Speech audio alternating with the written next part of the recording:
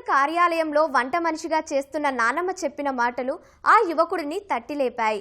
Civils సాధిస్తే ప్రజలకు సేవ చేయొచ్చనే నమ్మకాన్ని కలిగించాయి. దీంతో వైద్య విద్య పూర్తి చేసి సివిల్స్ వైపు అడిగేశాడు. పల్నాడు జిల్లా సత్తెనపల్లికి చెందిన పెండెం ప్రత్యూష్ 3 సార్లు ఓటమే పలకరించిన ఓపికతో మళ్లీ ప్రయత్నించాడు. వైఫల్యాల నుంచి పాఠాలు నేర్చుకుని 4వ ప్రయత్నంలో 797వ ర్యాంకు సొంతం చేసుకున్న ప్రత్యూష్తో చిట్చాట్.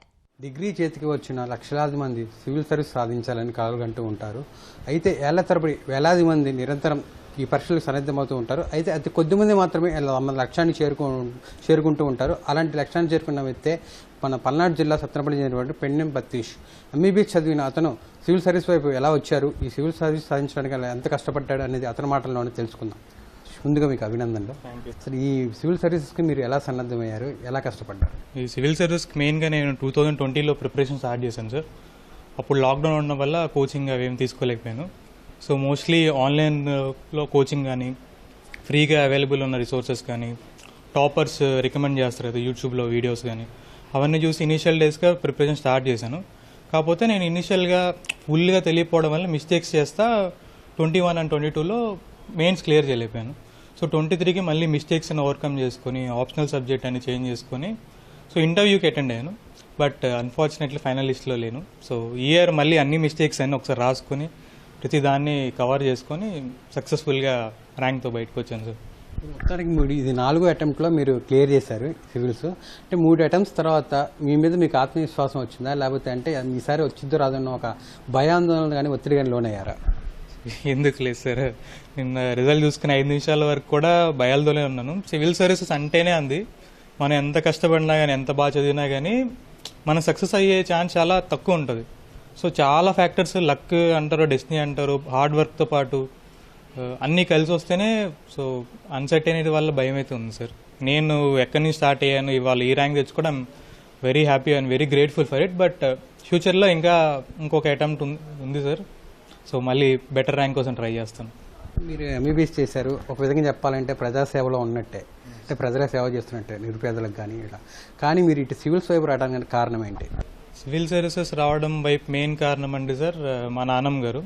సో మా నాన్నమ్మ గారు ఇనిషియల్ డేస్లో మా గుంటూరు డిస్టిక్ కలెక్టరేట్లో వంట మనిషిగా పనిచేసేవాళ్ళు. సో అప్పుడు కలెక్టర్ గారు ఎలా చేస్తారు, జనాలు ఎలా రియాక్ట్ అవుతారు, ఎలాంటి చేంజెస్ తీసుకురాగలరు ఒక కలెక్టరు. సో ఆయన ఆ రోజు మా నాయనమ్మ కష్టం గుర్తించి సోషల్ వెల్ఫేర్ డిపార్ట్మెంట్లో వాచ్మెన్గా ఒక పోస్ట్ ఇచ్చారనమాట. సో మా ఫాదర్ జనరేషన్ 4 పిల్లల్ని ఆవిడ వాచ్మెన్ ఉద్యోగంతో చదివించి మా ఫాదర్ని ఒక మంచి పొజిషన్ నిలబెట్టి సో ఎడ్యుకేషన్ వాల్యూ తెలిసిందనమాట ఆ ఒక్క డెసిషన్ వల్ల కలెక్టర్ గారు. సో నేను కలెక్టర్గా ఉండి ఇలాంటి డెసిషన్స్ ఇంకెంత తీసుకుని ఎంతమందిని ఎఫెక్ట్ చేయొచ్చు అన్న హోప్తో అయితే వచ్చింది సార్. బట్ మా ఫాదర్ చిన్నప్పటి నుంచి సర్వీసెస్ వల్ల ఏదో ఒక ఫీల్డ్లో ఉండి సొసైటీకి సర్వ్ చేయాలని ఉంది. సో ఆ మోటివ్ వల్ల డాక్టర్ అయ్యాను. So this is much bigger platform. Palnadu లేదా గ్రామీణ నేపథ్యం నుంచి వచ్చిన వారికి ఇక్కడ కోచింగ్లు సెంటర్స్ అందుబాటులో లేవు. అయితే మా హైదరాబాద్ లేకపోతే ఢిల్లీ ఇట్లా వెళ్ళాల్సి వస్తుంది. అంటే ఇలాంటి గ్రామీణ నేపథ్యం నుంచి ప్రిపేర్ అయ్యే విద్యార్థులకి అంటే ఎట్లా, అంటే మీరు ఎలా గైడ్ చేస్తారు, లేకపోతే ఎలా సన్నద్ధమైతే బాగుంటుందని చెప్తారు? గ్రామీణ నేపథ్యం అనేది ఈ 2025లో ఒక విషయమే కదా సార్. ఎందుకంటే నేను కూడా ఆన్లైన్ రిసోర్సెస్తో చదువుకున్నవాడిని. ఇక్కడ మా ఇంట్లో కూర్చొని ఇదే సత్తెనపల్లిలో ఇదే చిన్న ఊర్లో ఇండియాలో మీకు బెస్ట్ కోచింగ్ ఇన్స్టిట్యూట్ ప్రతిదీ ఆన్లైన్లో అన్ని కోర్సెస్. సో మీరు ఎప్పుడన్నా ఎక్కడన్నా యాక్సెస్ చేయొచ్చు. మీకు కావాల్సిందల్లా చదువుకోవాలనే పట్టుదల ఉండాలి. ఒక పెన్ను పేపర్ ఉంటే చాలు సార్, మీరు ఎక్కడన్నా ప్రిపేర్ చేయొచ్చు. కాకపోతే ఏమంటే మనం మంచి హైదరాబాద్ కానీ ఢిల్లీ ఏంటంటే ఫ్రెండ్స్ సపోర్ట్ ఉంటుంది, మెంటర్ సపోర్ట్ ఉంటుంది. సో అది కూడా కొంచెం ఆన్లైన్లోనో ఫోన్ ద్వారానో వాళ్ళతో టచ్లో ఉండి ప్రిపేర్ అవ్వచ్చు సార్. ప్రధానంగా ఈ సివిల్స్ అనేది తొలి అటెంప్ట్లో తక్కువ మంది అచీవ్ అవుతూ ఉంటారు. సెకండ్, థర్డ్, ఫోర్త్ ఇలా టైం పడుతుంది, అంటే 2-3 ఏళ్ళు పడుతుంది. ఈ 2-3 ఏళ్ళు ప్రిపరేషన్ మీద ఉండాలంటే ఆర్థిక పరిస్థితులు కావచ్చు, కుటుంబ నేపథ్యం కావచ్చు కీలక పాత్ర పోషిస్తుంది. మీ కుటుంబ సభ్యులు ఎలాంటి ప్రోత్సాహం అందించారు? సో అంటే కుటుంబ సభ్యులదే సార్ మొత్తం ప్రోత్సాహం అంతా. నా కష్టం 50% అయితే వాళ్ళ కష్టం ఇంకా మోర్ దాన్ 50% అనమాట. సో నాకు ప్లాన్ బి అనేది ఉందన్నమాట. Being a doctor, civil services much bigger thing, achieve చేస్తాం, వస్తుంది వీల్ బెటర్ అని.